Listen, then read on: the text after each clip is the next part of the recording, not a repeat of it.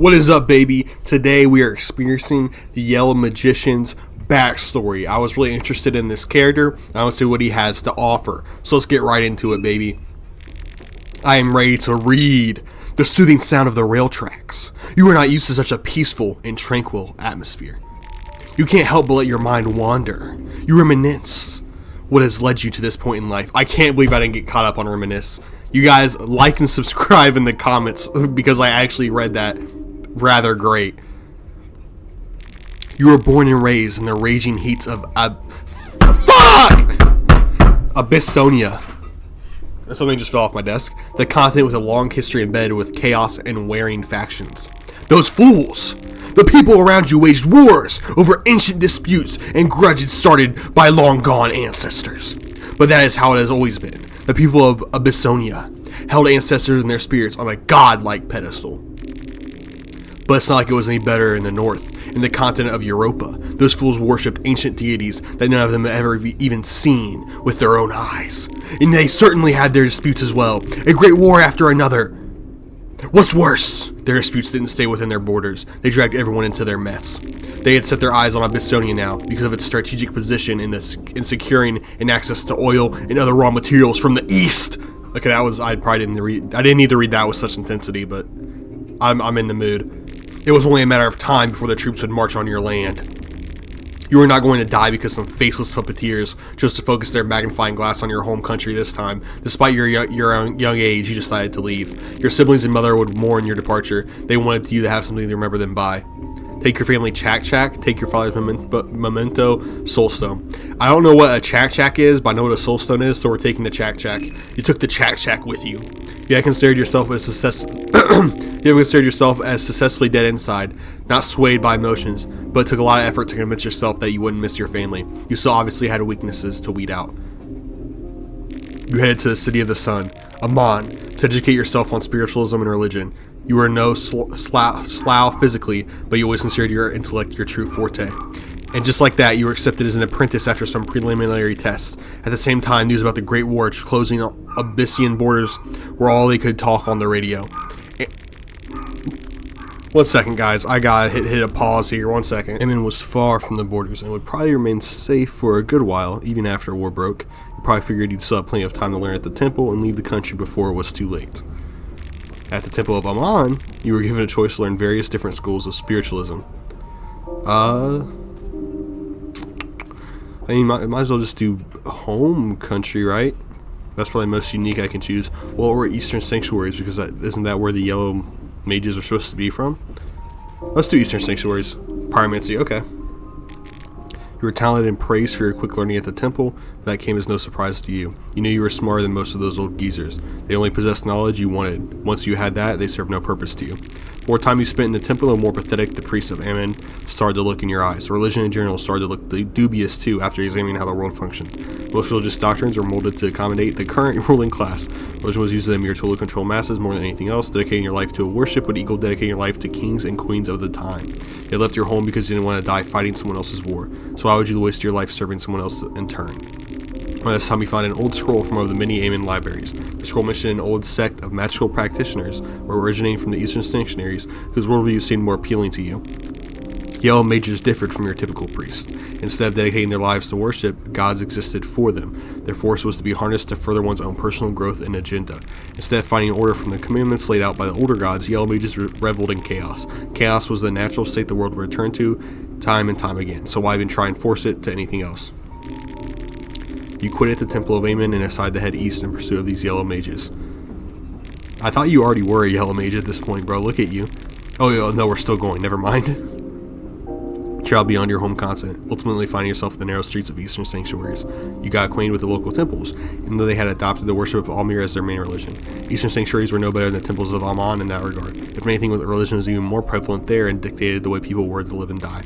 You were looked down upon by the scholars and religious leaders of the area because of your public opinions. That didn't bother you. You knew better. In time, your conviction convinced the facets you wanted. You were approached by a group of traveling mages who wore colorful attires. The young mages that were still around in this day and age were reduced to small separate groups, wandering around the world to study all the fields of the otherworldly. The group saw potential in you and offered a place among them. You liked what you heard and decided to join the wandering group. What did you specialize in? Let's just learn basic techniques. I feel like that's the most important. You learned La Dance Macrobay, the traditional dance of the Yellow Mages that channels otherworldly powers close to you. I don't know what that does. Your path of learning and self-growth knew no end. Your travels brought you to a small border town in the eastern sanctuaries. There you met a curious person, Hadil Azif, a self-proclaimed lizard from the Far East. Despite his pretentious appearance, his family name Azif was well known and even somewhat feared in certain occult circles, which gave his claims at least some credibility. He was gathering a group of adventurers to accompany him on a perilous quest. He inherited a map from his late grandfather that was supposed to lead him to the infamous dungeons of Fear and Hunger itself. The place used to be a noteworthy location of pilgrimage for many aspiring mages and priests in the distant past. The Yellow Mages you had spent time with previously told ominous tales about the dungeons as well. Well, that's cool that they're sending love back to the dungeons that you played in Fear and Hunger 1. I wonder how they developed to be more dangerous or less dangerous in the years after the events of Fear and Hunger 1. Initially, you dismissed Azef's talks only to be haunted by the most brutal nightmares on the following night. Something was calling for you. You had to witness the place yourself. You joined the motley crew of adventurers Azef had managed to put together and traveled through war-torn Europa. Most of the crew quit halfway to Rodan because of how difficult it was to cross borders during those chaotic times. The closer to the destination you got, the more feverish your dreams became. The remaining members of your ragtag fellowship were visibly sick from the stress and otherworldly pressure that had befallen you the moment you set out on your quest. The breaking point was the day where you finally arrived at the dungeons. A heavy fog drowned your camp and made navigation impossible. Using a compass did no good as the thing was just spinning wild circles wildly. Okay. Distant growls and howls created unrest. Not that there was any need for that, as superstition and constant misfortune had already convinced your fellow travelers that this trip was cursed from the start. Your companions panicked and scattered to the mist. Azef himself had been sick from constant nightmares for half the trip already. You left him curled up in a fetus position in his tent and ventured forward on your own. After walking for a while, you started to make out something behind the thick white veil. The mist revealed structures of some kind. You got to a set of old ruins. They looked more like a measly pile of rubble now. If it wasn't for the dreadful aura emanating from deep within, you couldn't tell there was anything remarkable about this place whatsoever. So he's about to enter the Fear and Hunger ruins that we played the entire first game within. Near the main entrance, there was an archaeological site with tents and digging equipment. The site looked abandoned. On the other side, there was a side entrance to the dungeons with stairs leading to the darkness below. Okay, we always go through the side entrance, so that's where we're going to go in here. Consciously, you walk down the slippery stairs only to find a cave-in. That way it totally collapsed and there seemed to be no way around it. Buried under rubble, there was an old skeleton and medieval leather armor crushed under a ton of rocks. You didn't want to suffer the same fate with the skeleton, so you returned back. Oh, I get to choose again. Let's go to the main entrance. The moment you stepped inside dungeon walls, you felt immense otherworldly pressure. You understood the place would drain any normal person to the brink of madness and starvation in a matter of mere hours. You had to be efficient about this. Even if the day was still bright, the darkness seemed to suffocate all light. You could barely see anything ahead of you. You lit up a torch. You stood at the vestibule of the dungeons. To your left, you saw a doorway leading to what seemed like a kitchen. There was a small room with old wooden furniture in front of you, and to your right, there was a closed door. Check out the door. You tried opening the door, but it didn't budge. You considered forcing the door open, but you heard faint noises coming from the other side. You could have sworn it sounded like something heavy and alive was slowly moving towards the door. You've heard rumors of this place, and you definitely didn't want to confirm whether there was any truth to those horror stories or not. You backed away from the door. You stood at the vestibule of the dungeons. Check out the kitchen. The room had small stools. Let's just check the cupboards. Found old wheat flour that still seemed good. Suddenly you heard loud banging and screeching coming from the entrance hall. Adrenaline was rushing through you as you ran back to see what was causing the noise. The closed doors was jolting from its hinges. Something was trying to force its way through the door. Whatever it was created inhuman guttural sounds between swings at its door. You checked the room for any good hiding spots inside. They crouched behind a bookshelf. The place gave you a good vantage point while hiding you in the shadows. The door crashed open. You saw a dark silhouette of a gigantic malformed being pushed from the open doorway. The creature made gurgling noises that slowly wandered into the kitchen. Use this chance to sneak back the thing to sneak to the dark corridor where it first came from. When the creature had clearly gotten used to the darkness as it sensed you the moment you got out of your hiding spot. You charged the unknown darkness without a second thought. And as fast as you could, creating distance to the malformed beast with each step.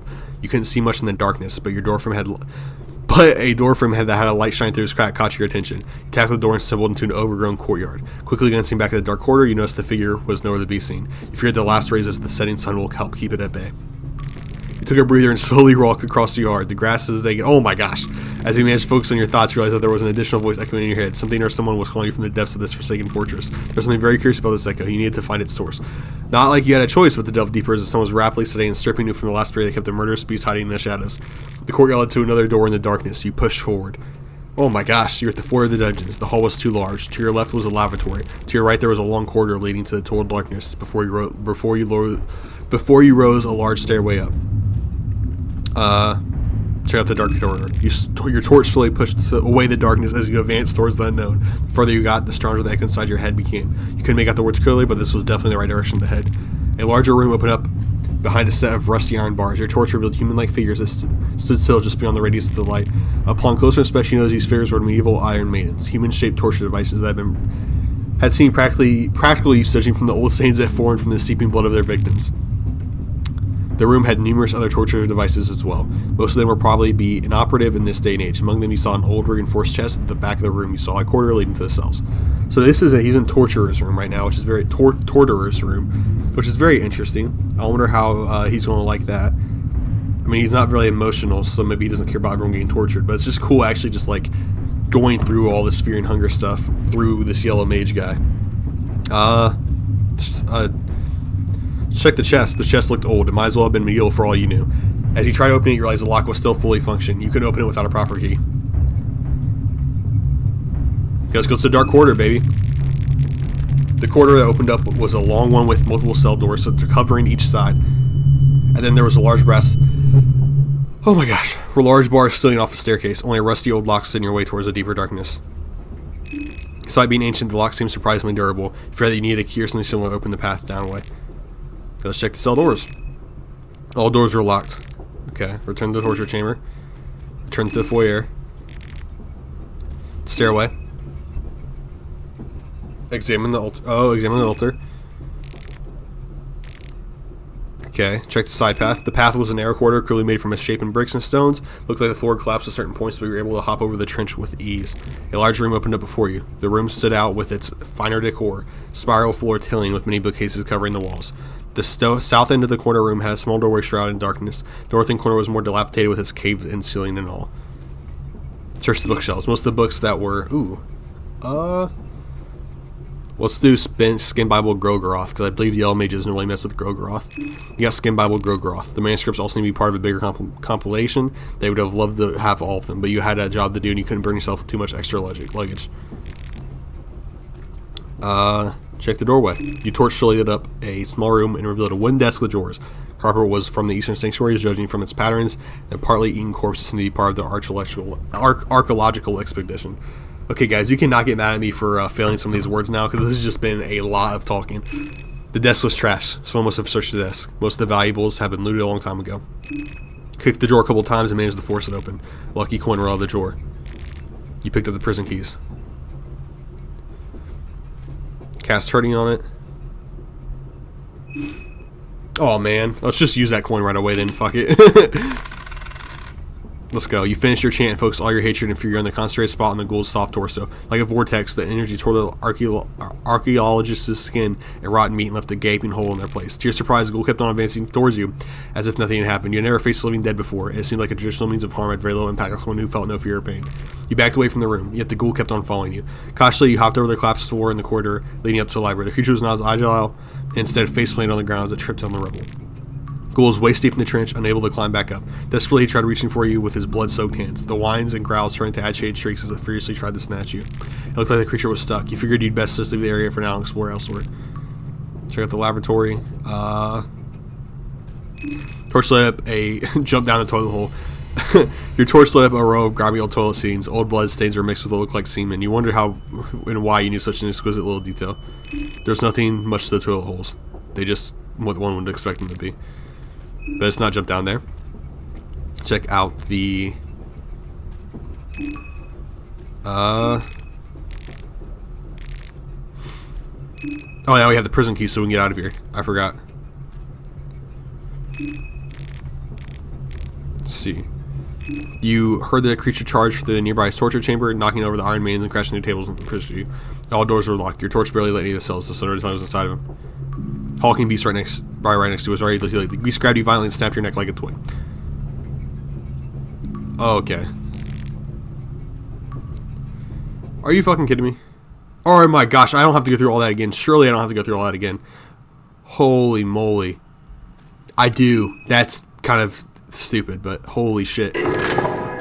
That's actually insane. What the fuck? Oh, it's so annoying. Well, I figured something like that would happen, which is why I didn't choose a lavatory. But I didn't think that it would just insta-kill me like that out of nowhere. No, give me the full text version. Okay, let's wait till we get a question. Take the chack, whatever that means. Oh my gosh, that's so annoying, guys. We're gonna have to go through all this again. Ah, I was wrong with the. So we learned. Let's learn more advanced action. Hurting. Okay, that's not too bad. That's actually better than what we got last time. So that was a good change, I would say. Examine the tents. Let's examine the tents this time.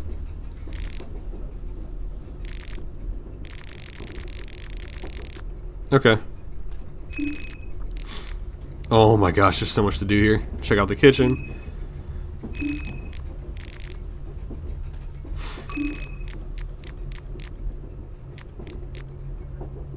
Oh my gosh, dude, this is so much effort.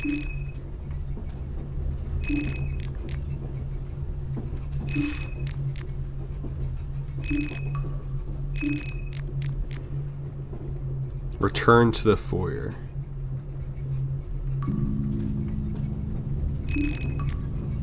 Wait, we have to go back. Never mind, I'm wrong, I'm sorry.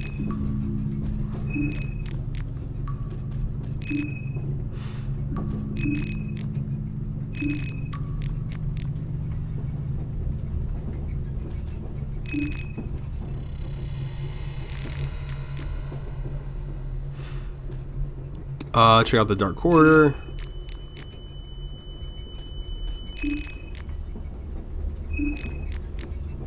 Corridor opened up. Check the gate.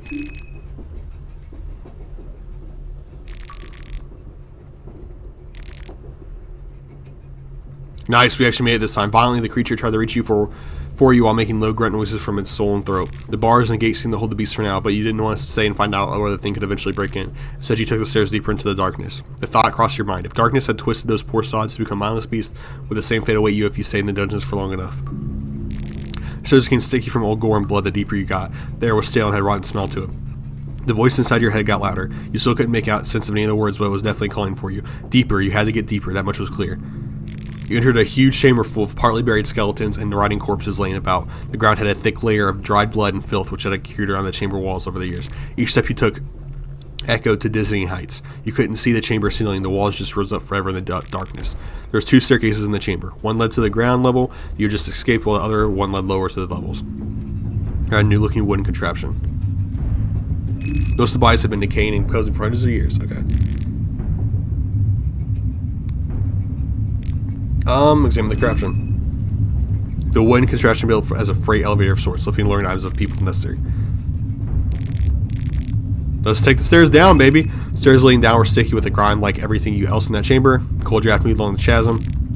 A giant underground ravine opened up before you. Even your torch couldn't properly light up the area. There were iron grid platforms suspended above seamlessly bottomed chasm. Platforms around on cavern walls and linked together with shaky looking bridge. The side you were on had a few individual prison cells in a row. What awaited on the other side of the bridge was shrouded in darkness. Tried opening the cell doors, but all of them appeared locked. Some of the locks were too risky to even function properly anymore. There appeared to be no way inside the bars. Not that you missed anything important. The torch village just regular prison utilities like piss buckets, chains, and a couple of skulls belonging to previous residents. Let's walk over the bridge. You cautiously walked up to the bridge. Just putting some weight on the thing caused a couple of nuts and bolts to fall out to the endless depths. You braved across. The bridge felt like it was about to collapse at any moment, but somehow you remained together. The other side of the ravine was more or less identical to the one you were in just came. There were 3 cells in a row. At the end of the platform, there was a corridor leading away from the ravine to solid ground. The cells were locked. One cell in particular caught your attention. There was a huge naked creature inside. Its features looked human, but the person must have been at least 2.5 meters tall, if not more. The upper body of the thing was shrouded in darkness. For a moment, you thought the creature was still breathing, but you feared it must have just been a flickering torch created illusions. Surely, you walked away as quietly as possible regardless. The corridor took you to a small intersection. To your left, there was a doorway to a small room. To right there, corridor. Let's check the small room. The room looked like it had once belonged to an army officer. There were numerous weapon racks in the room, positioned next to an empty shelf. At the back of the room, there was a wooden desk with an impressive-looking leather recliner behind it. Behind the desk, you noticed a small cast iron chest and what seemed like a rusty lever. There were a few swords and spears still left on the rack. It looked like they might have once been more, but looters probably taken everything that looked half decent and valuable. One of the swords was completely rubbish, and one of the spears appeared to be surprisingly good shape. You can carry both around. You didn't want to overcome yourself after all. Let's go with this sword because it'd probably be easier to cut limbs off with. You heard the distant chains rattle by the chasm. It seemed like the small commotion caused your explosion to reach the ears of someone or something. The room looked like it had once belonged to an army officer. Okay. Check the lever. It looked like a mechanical lever used to control something. You tried pulling, but was stuck, needing a bunch of little... It's a curious little thing, but sort of a mystery to you. A loud creak echoed from the ravine. The dungeons were dead silent apart from the small ruckus caused by you going to the officer's room. Whoever still lived in the darkness would hear you loud and clear. Okay. Check back on the chasm. Check the small room. Head deeper into the darkness. Your torch pushed away the darkness. The dancing lights flickered on the stone skeleton chained on the wall. The corridor circled back to a great chasm of suspended platforms. The gridiron bridge connected the two sides that completely collapsed on this end of the ravine. You noticed a rope tied to the platform. On the other end of the rope, you saw a corpse belonging to an archaeological expedition. The person had apparently hanged himself. The horrors of the dungeon must have been too much for him. You pulled the corpse up. You're right in your assessment. The person had modern clothing that looked like of a stereotypical Western archaeologist. The person had nothing of value. You did pick up the rope, though. Okay. You saw faint shapes in the darkness. The platform seemed to be continuing on the other side. God knows how large this man-made area really was. The gridiron bridge connecting the two sides had completely collapsed on this end of the ravine. There was nothing there apart from the corpse you had to pull up. Your footsteps were the only thing echoing in the air apart from your occasional water droplet. Heard in the distance as you headed back. There was a doorway to a small room on your right in front of the area. As soon as the vast... Ah, jeez. You torch pushed away the darkness.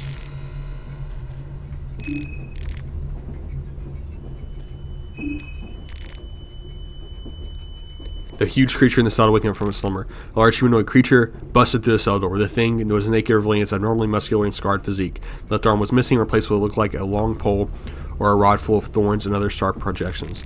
The most striking feature, however, was its abomination was its head. The thing had a head of a crow. It was just not a mask. The feathers seemed to be going down its neck as well. You couldn't help but take a few steps back. That strong was the killing intimidating from the thing. Oh, so the Crow Mauler has appeared. Okay, so the Crow Mauler I don't think can ever actually die. I think he always gets revived and like is kind of like the monster of the dungeon because he's just supposed to kill everything there. So let's see if we can just sneak by because I don't think we're going to be able to kill him here with an officer sword or hurting spell. You try to slip past the creature. First you dodged another swing coming your way and then leaped on the annexing bridge, just barely escaping the crow's reach. You ran across the bridge. The creature followed hot on your trail. The shaky bridge clattered under your feet. Just as you made to the other side, the whole thing fell to pieces. The hulky mass of the Crow Mauler was too much for antique destruction. The creature slumped down to the endless chasm with the collapsing parts and pieces. Let's go, baby! Return to the upper floor chamber. Check out the bridge remains real quick. You walked to the bridge remains and looked down. The chasm was deep, very deep. The creature couldn't have survived the fall. That's what you kept saying to yourself anyway. Why do we have the rope for? Let's just get the fuck out of here then. Examine the ravine. Let's actually examine the ravine. Deeper. You must delve deeper. The correct path must have been somewhere at the bloody chamber. There are two staircases in this chamber. Fucking hell. You tie the rope tightly to the wooden beams and threw the listen down the pit. A cold draft fell from the depths below. You headed down. Oh my gosh, guys, this is so much. This is twice as much as the boxer. Holy shit. Oh my gosh, this is a lot. You climbed down the claustrophobic bloody pit. The pit opened up in the area that revealed itself as even more than the ravine upstairs. There was a huge cavern beneath the fortress ruins. They opened it up on top of a crashed wreckage, an iron cage that had crashed on the rocky ground from the pit you came from. A closer inspection suggested that was an elevator of some kind. Needless to say, it wasn't functional anymore. Saw and saw ground next to the wreckage. It was okay. I didn't want to climb back up. The iron frame of the elevator had bent from the fall. There was still a broken chain hanging from the roof. Okay, not much. As you walked towards the tents, you noticed that there was no signs of life there. The archaeological crew was gone. The campsite had a couple of tents side by side, open crates full of digging equipment, and a makeshift table full of various documents scattered around. Behind the camp, you found a larger digging site. Check out the tents. The first tent, you had, okay, well, 5 matches isn't bad. After your initial excitement, you noticed, however, that those findings were only run-of-the-mill artifacts, pieces of broken vases and other old trinkets. And they used picked an ornate lantern. Dang, we're going to start absolutely stacked with this guy. Holy crap, if we actually get all these items. Check the documents. The documents were written in Bremen. Okay. That's not very helpful. Check and go to the digging site. The digging site was bigger than how it looked initially. The site expanded to nearby cliffs with wooden platforms leading down to the dark chasm. You ascend to the dark depths. The echo inside your head returned once again. Misguided soul, can't you hear my call? The words were clear this time around. Good, finally. The voices became even more clear. The archaeological crew had been digging deep and revealed something that should have stayed hidden. Ancient structures that could clearly be seen protruding from the rocky surface. The structures looked almost like the remains of a city from another time. The wooden platforms took you straight to them, and the ladder was led you inside looked like a temple or some other place of worship. You climbed in. Most of the temple was dilapidated by the time, but you could still spot some of the murals on the walls that depicted rituals and gods not known in this day and age. Even if you only witnessed glimpses of something larger, the scale of the building already impressed you. It was unlike anything you have ever seen. Eastern sanctuaries, the city of Ammon, of Bizonia, they all paled in comparison. The voice inside your head was getting loud. This way, this way, this way, this way, this way, this way, this way. You dug the rubble with your bare hands. You turned over wooden structures and pushed away a stone pillar. And there it was, the source of the voice, a burnt and withered head. A severed head, to be more precise. The head had deep lines running across it. In the place of its eyes were dark and empty sockets. The only hair on the head was a sparse mustache under its big nose. I wasn't expecting a worm like you weaseling its way this deep to the dungeons, but I'll take what I get. All earthworms do after all is dig. Your garments, maybe you do have more than a camp full of spunk in a place of your brains. Are you a mellow mage, are you not? You confirm the suspicions of this beheaded oddity. Figures. That is why a measly maggot like yourself could hear my call. Very well. Kneel before me, for I am your master, Nazra, the doom and terror of the modern man. That name, Nazra, that was a name you were not expecting to hear. It was a name even the Yell Mages only talked in the darkest hours of the night. Nazra is the harbinger of the burning crusade. Nazra, the bringer of torment. Nazra, the doom and terror of the modern man. The great wizard from the Eastern Sanctuaries went by many names. He, indeed, was your master. For this beheaded wizard was the one who gave birth to Yell Mages and their ideology. Only that had happened over 1,000 years ago. There was no records of Nazra for at least 500. Yeah, you're a lucky bastard, lucky indeed. There's a man I want skinned alive. After that, I want to rip off their spines, those maggots. They will slump before me, limp and feeble. Your master seemed to be surprisingly up to date with the twists and turns there was taken since his absence. He had a mission for you. As a yellow mage, you were supposed to follow your own ambitions and greed, but there was a lot you could learn from this death-defying wizard that could further your own knowledge on dark matters greatly. You decided to play along. You were sure that this terror of the modern man was perfectly aware of your reasoning too. That was the typical relationship between Master Yellow Mage and their apprentice after all. You were to travel to a small country in Eastern Europe with the beheaded wizard, to a town called Prehivel. Your master promised events of cosmic proportions. The stars were aligned for something big to happen, something that could turn the tides of the world for good. They had left out details from his story on purpose, but that did a little to bother you. You had just jumped to the deep end of the otherworldly world. You couldn't have asked for more. With this little information about the task at hand, how do you prepare for the trip? Stock up on medical goods. You managed to find 2 blue vials and a cloth fragment. You felt tense as the moment you've embarked on this journey. Every night you see nightmares of the horrors that would await you and prevail. Whatever the price, the opportunity was too interesting in the past. With mixed feelings, you continue onwards. Save your character history? Yes. Okay. Let's go, baby. This is actually so interesting. No, I didn't mean to skip the intro. No. Why is that the first option? Why is that the automatic option? Oh my gosh. That's so stupid.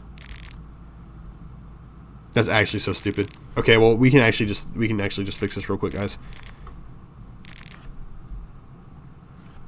We can actually fix this so easily.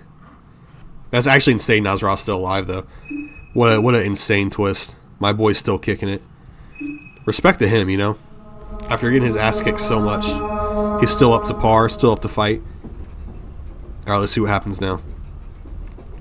That was dangerous, guys. I was worried for a second. What the hell? What's she doing making a little demon circle? Who's that? Can't trust her. We're in his radius now. Better not let me down. Okay. Whatever he's talking about, I don't know. I cannot run right now. That's interesting. Okay. Loot this. Dirty toilet paper. That's surely very useful, I guess. Let's just be honest here. That's fucking useless. I don't know why we got dirty toilet paper for. How is it dirty? I don't even understand how that works.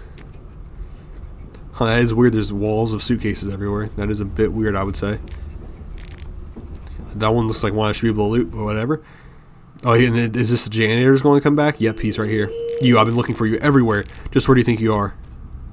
Gotcha, fasty one. We can do this the hard way, too. Alright, so we actually do have... Requires 1 rev point. How do I rev up? Skills. Let's just do Pyromancy trick. On his body, he'll get burned, and then hopefully we can just take 1 hit, I would imagine. Okay, apparently we, get skills. I have 1 rev. Hurting. Let's see if that can remove his arm there.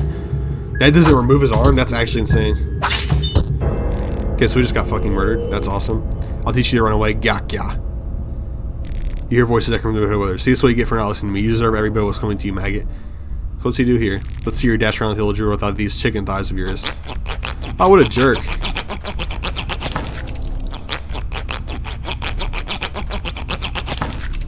Are you kidding me? Wow, what a jerk.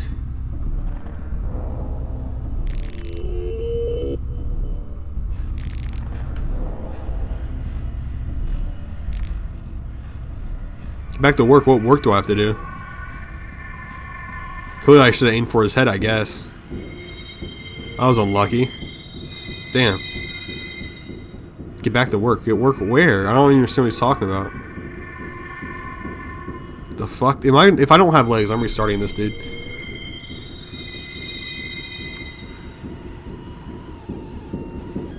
Your head hurts, you feel like you're losing your mind. Yeah, if I don't get my legs back when I wake up, I am restarting. Absolutely. So hurting didn't even take off his arm, which is insane to me. That didn't work for me. Oh, see, my legs are back. Let's go, baby. We got our legs, baby. Yay. Hey, man, what's up?